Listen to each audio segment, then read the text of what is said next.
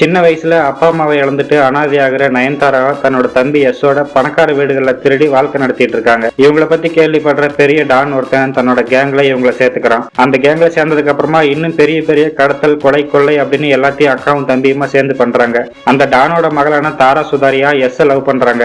ஆனா யஷோ அந்த ஊருக்கு வர சர்க்கஸ் குரூப்ல இருக்க கியாரா அத்வானியை காதலிக்கிறாரு. ரெண்டு பேரும் நெருங்கி பழகினதுல கியாரா அத்வானி கர்ப்பமாவும் இருக்காங்க. இந்த சூழ்நிலையில பிடிக்கல அப்படின்னாலும் அக்கா சொன்னதுக்காக தாரா சுதாரியாவை கல்யாணம் பண்ணிக்கிறாரு யஷ். ஆனா கல்யாணத்துக்கு அப்புறம் தான் யஷுக்கும் கியாரா அத்வானிக்கும் இருக்கிற தொடர்பும், கியாரா அத்வானி கர்ப்பமா இருக்கிறதும் எல்லாருக்கும் தெரிய வருது. இதுக்கப்புறம் என்ன ஆச்சு அப்படின்றதான் இந்த படத்தோட கதை. எஸ் கேஜிஎஃப் ஸ்டைல்லேயே ஆக்ஷன் அதிரடியில கலக்கியிருக்காரு. இன்னும் அவர் அந்த கேஜிஎஃப் மோட்ல இருந்து வெளியே வரல அப்படின்னு நினைக்கிறேன்.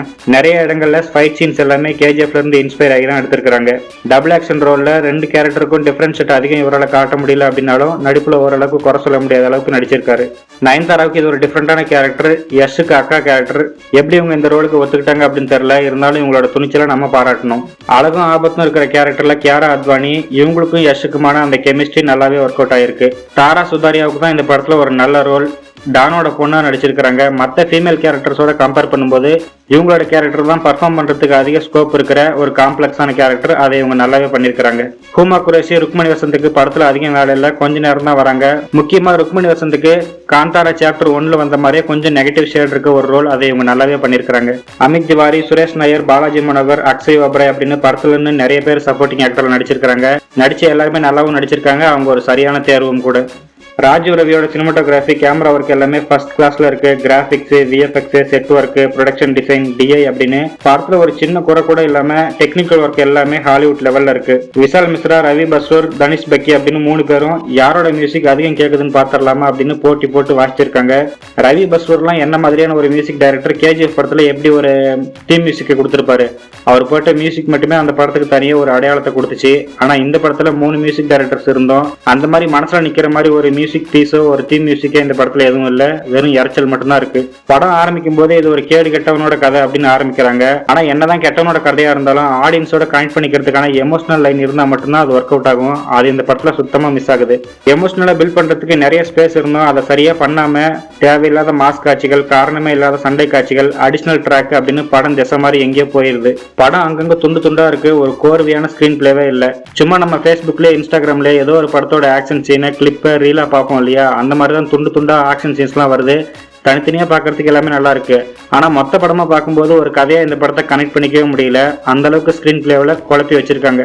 கரண்ட் கம்பத்தை பார்த்தா காலை தூக்குற நாய் மாதிரி யஷ் போற இடம்லாம் பொண்ணுங்க கிட்ட விளையாடுறாரு. அப்படி இருக்கும்போது அவருக்கு வரக்கூடிய லவ்வை எப்படி ஆடியன்ஸ் எமோஷனல் கனெக்ட் கொடுத்து பார்ப்பாங்க அப்படின்னு டைரக்டர் யோசிச்சாங்களா என்னன்னு தெரியல. படத்துல தமிழ் டப்பிங் எல்லாமே சுமாரா தான் இருக்கு. ரைமிங்கா இருக்கட்டுமே அப்படின்னு செந்தமிழ் எல்லாம் கலந்து அங்கங்க வார்த்தைகளை போட்டிருக்காங்க. அது சரியா ஒட்டவே இல்லை. ஒரு 2-3 எமோஷனல் சீனையும் ஒரு கிளைமேக்ஸ் ட்விஸ்டையுமா வச்சுக்கிட்டு இந்த படத்தை எடுத்திருக்காங்க. ஆனா கத்தி, துப்பாக்கி, ராக்கெட் லான்ச்சர், சிகரெட்டு, சரக்கு, ரத்தம், அரகரோ ட்ரெஸ்ஸோட வரக்கூடிய பொண்ணுங்க, இவங்களுக்கு நடுவில் அந்த 2-3 எமோஷனல் சீனும் கிளைமேக்ஸ் ட்விஸ்டையுமே நம்மளால ரசிக்க முடியாம போயிருது. பொண்ணுங்களை சினிமாவில் கவர்ச்சிக்காக வெறும் கிளாமருக்காக தான் பயன்படுத்துறாங்க அப்படின்லாம் சொல்லிட்டு இருக்கும்போது ஒரு பெண் டைரக்டரே பொண்ணுங்களை இந்த அளவுக்கு ஆபாசமாகவும் அரகரோ ட்ரெஸ்ஸோடையும் காட்டியிருக்கிறத ஏத்துக்கவே முடியல. படத்துல கொடுத்த காசுக்கு ஒர்த்தான ஒரே விஷயம் சினிமாட்டோகிராஃபி மட்டும்தான். கண்ணுல ஊத்திக்கிற மாதிரி கிறிஸ்டல் கிளியர்ல கண்ணாடி மாதிரி சினிமாட்டோகிராஃபி, கேமரா ஒர்க் எல்லாம் வேற லெவல்ல இருக்கு. நல்லா பசியில் இருக்கும்போது ஒரு 5 ஸ்டார் ஹோட்டல், ரிச்சான நீட்டான 5 ஸ்டார் ஹோட்டலுக்கு போய் அங்க பெருசா இலை போட்டு அதுல கெட்டுப்போன பிரியாணி போட்டா எப்படி இருக்கும், அந்த மாதிரிதான் வெளியே இருந்து பார்க்கும்போது விஷுவல்ஸா இந்த படம் மிரட்டினாலும் உள்ளார எமோஷனலாவும் கதையாவும் அந்த அளவுக்கு ஸ்ட்ராங்கா இல்லை. ஆபாச காட்சிகள், தலை தனியா, கழுத்து தனியா, ஈரல் தனியா அப்படின்னு சூரி சொல்ற மாதிரி தனித்தனியா வெட்டி வீசக்கூடிய ரத்த கலரியான காட்சிகள் இந்த படத்துல நிறைய இருக்கு. அதனால இந்த படம் 18 வயதுக்கு மேற்பட்டவருக்கு மட்டுமே. என்னதான் ஆபாச காட்சிகளும் ரத்த கலரியான காட்சிகளும் இருந்தாலும் இன்னும் கொஞ்ச நாள்ல இந்த படம் 4032 கோடியே 42 கோடியே 83 லட்சத்தி அவ்வளவு வசூல் பண்ணிச்சு, இவ்வளவு வசூல் பண்ணிச்சு அப்படின்னு சொல்லுவாங்க. 1,01 கோடியே 100 கோடியே 34. என்ன பண்றது, யஷுக்கு இன்னைக்கு இருக்கிற மார்க்கெட் வேல்யூக்கு இவங்க ஒரு தலையில எதை கட்டினாலும் திருப்பி எடுத்துடலாம் அப்படின்ற நம்பிக்கையில இந்த படத்தை எடுத்திருக்காங்க. அது வீணாகாது அப்படின்னு நினைக்கிறேன். வெறும் ஆபாச காட்சிகளும் ரத்தம் கொட்டுற மாதிரி காட்சிகளும் வச்சுட்டா அது பேன் இந்தியா படம் இல்ல ஆக்ஷன் படமா மாறிடுது அப்படின்னு நினைச்சிட்டு இருக்காங்க. இப்ப ரீசெண்டா வந்த டிசி படத்தை கூட நாம அந்த மாதிரி சொல்லலாம். வெறும் ரத்தத்தை மட்டும் கொட்டிட்டா அது ஆக்ஷன் படமாயிருமா என்ன? இன்னைக்கு மட்டும் இல்ல, என்னைக்குமே ஆக்ஷன் ஹீரோ அப்படின்னா எல்லாரோட ஞாபகத்துக்கு வருது ஜாக்கி சான் மட்டும்தான். ஆனா அவரோட படத்துல ஏதாவது ஒரு கோரியான காட்சியோ, ரத்த கலரியான காட்சியோ, பார்க்க சகிக்க முடியாத அருவருப்பான காட்சியோ நீங்க பார்த்திருக்கீங்களா? இருந்தாலும் எப்படி அவர் ஒரு ஆக்ஷன் ஃபிகரா இருக்காரு, சக்சஸ்ஃபுல்லா ஆக்ஷன் படம் எடுக்கிறாரு அப்படின்றத அவங்ககிட்ட பார்த்து இவங்கெல்லாம் கத்துக்கணும். இதை பத்தி நீங்க என்ன நினைக்கிறீங்க அப்படின்றத கமெண்ட்ல சொல்லுங்க. இந்த ரிவ்யூ பிடிச்சிருந்தது அப்படின்னா ஒரு லைக் பண்ணுங்க, கமெண்ட்ல ஒரு ஹாய் சொல்லிட்டு போங்க. உங்களுக்காக நான் அங்க காத்துட்டு இருப்பேன்.